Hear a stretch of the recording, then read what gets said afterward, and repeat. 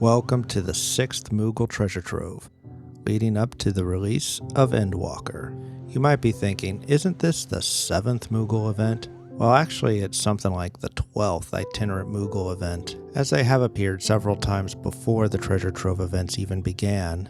It is the 7th event where you trade irregular tomestones for items, but remember that the last one we had was the Treasure Festival, not a treasure trove event. The Treasure Festival confused a lot of people, as many saved their tomestones until after the event, assuming they would be able to make purchases afterwards, like with the Treasure Trove events. But no, these items were removed as soon as that event ended. There was even a warning on the webpage, and I mentioned it on my video.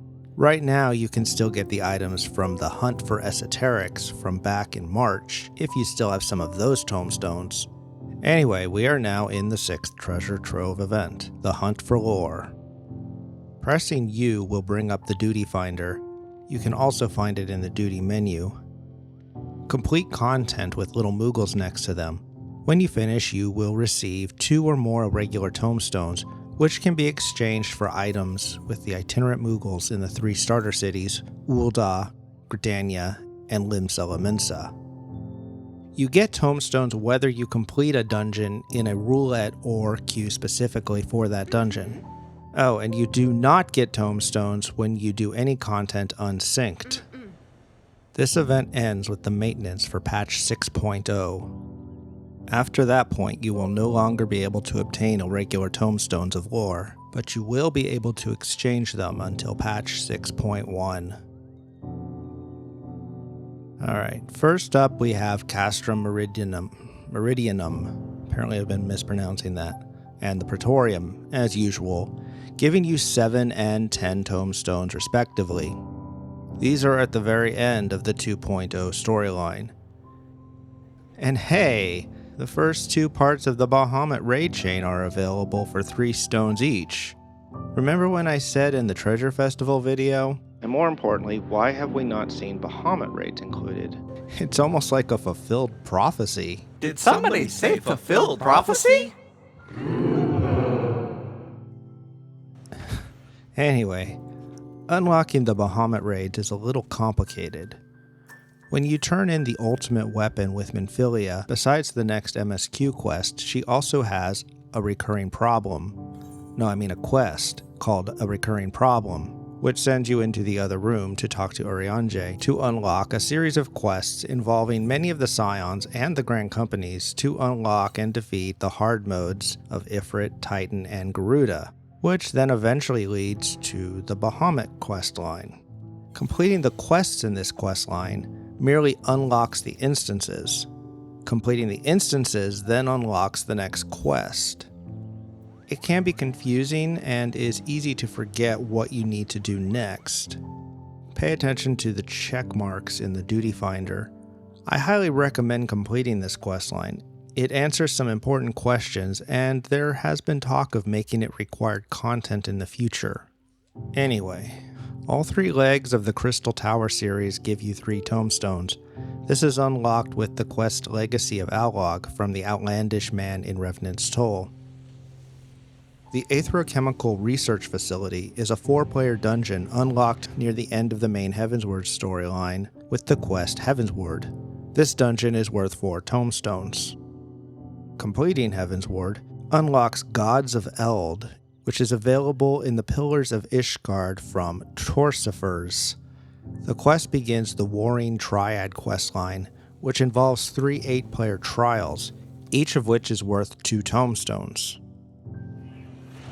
And at the far end of the post-Heavensward, pre-Stormblood MSQ, you have the quest Griffin on the Wall, which unlocks Baelsar's Wall, a 4-player dungeon worth 4 tomestones. I believe this is all you can do on a trial account for PvE content. At the end of Stormblood, you unlock the 4-player dungeon Alamigo for 4 tomestones. This in turn allows you to unlock the Omega Raid series with Wedge in Rauger's Reach. This time we have the final part for each leg for 2 tomestones. These would be the most difficult parts of the series, with Alphascape 4.0 being the most difficult. Don't worry though, Normal raids are pretty much just a series of 8-man trials. The MSQ quest, The Face of War, unlocks the 4-player dungeon, Gimlight Dark. Gimlight Dark. Sounds like a beer. This is right before you move into Shadowbringers and gives you 4 tomestones. Finally, for 5 tomestones, we have Amurat, the final 4-player dungeon of the main Shadowbringers storyline. You do get tomestones if you do this with your trust. And now we have the typical stuff for PvP, Frontline and Rival Wings. See my guide to unlocking PvP. You should be able to do the PvP content on a trial account. Winning gives you 5 tomestones. Second or third place gives you 3. The first few items are only available for these Moogle events. The 100 tomestone fashion item this time is the Inferno Jacket, which is dyeable. This item was earned during a Blue Mage challenge during the 14-hour broadcast in July, and was only available in Korea and China previously. This item will probably only be available for this particular event. For 30 tomestones, you can get a couple ostensibly special time-worn treasure maps. These seem to be like the seemingly special maps from the very first Treasure Trove event. While some maps have a chance to spawn a portal to a special dungeon filled with treasure, these have a 100% chance.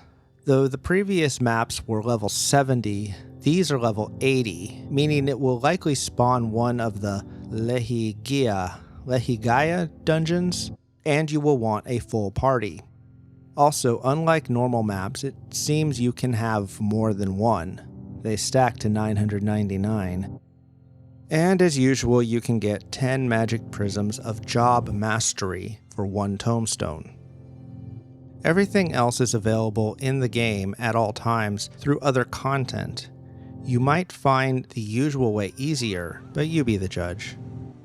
The MGP Platinum card is worth 50k MGP. These cards can also be acquired by completing lines in the Wondrous Tales. MGP is pretty easy to obtain at the Gold Saucer. Wondrous Tales is unlocked in Idleshire. The Styled for Hire hairstyle is currently one of my favorite hairstyles. This is the style worn by Keshi Ray in the Crystarium. Personally, I think it looks pretty with some sort of highlights. This is usually only available for wolf marks, which are the currency earned through PvP. It can be purchased from the Wolf's Den Provisioner in the ship at the Wolf's Den Pier for 18,000 wolf marks, which is almost the maximum wolf marks you can hold. The Alamegan Bardine comes from the fate Rattle and Humbaba in the Peaks. It is a notorious monster fate and is the second part of a 2-fate chain that begins with Mouth for Water that is started by talking to the NPC Genegic Sunflare. The Battle Orchestrion roll drops in Omega Alphascape 1.0. The Auspicious Camway Fife is a dog mount and comes from the Jade Stoa Extreme. This is part of the Four Lords questline, which you can start by talking to Soraban in the Ruby Sea. The extreme versions are then unlocked by the Wandering Minstrel in Kugane. It can also be purchased for 99 Byako totems from Ishina in Ralger's Reach. The Dark Lanner comes from Extreme Nidhogg, also known as the Minstrel's Ballad Nidhogg's Rage, which can be unlocked with Elise in Mordona after you have faced him in the MSQ. It also can be purchased for 99 Horde totems from Bertana in Idleshire. Totems are obtained by completing the same trial where the mount normally drops. Back are the Xanthos and Enbar whistles from Extreme Garuda and Leviathan, respectively. These were also available during the third treasure trove. When you mount up on any of these trial mounts, the battle music of the boss you get them from plays. They are also all part of collections, where if you get all of the same kind, you unlock a quest to obtain another special mount. Like if you get all 6 horses, you get Kirin. All 6 horses have now been available twice. With the Dark Lantern, all 7 of the bird mounts have been seen once. These 5 mounts are from A Realm Reborn Beast Tribes, and have been available for all Treasure Trove events, but not the Treasure Festival.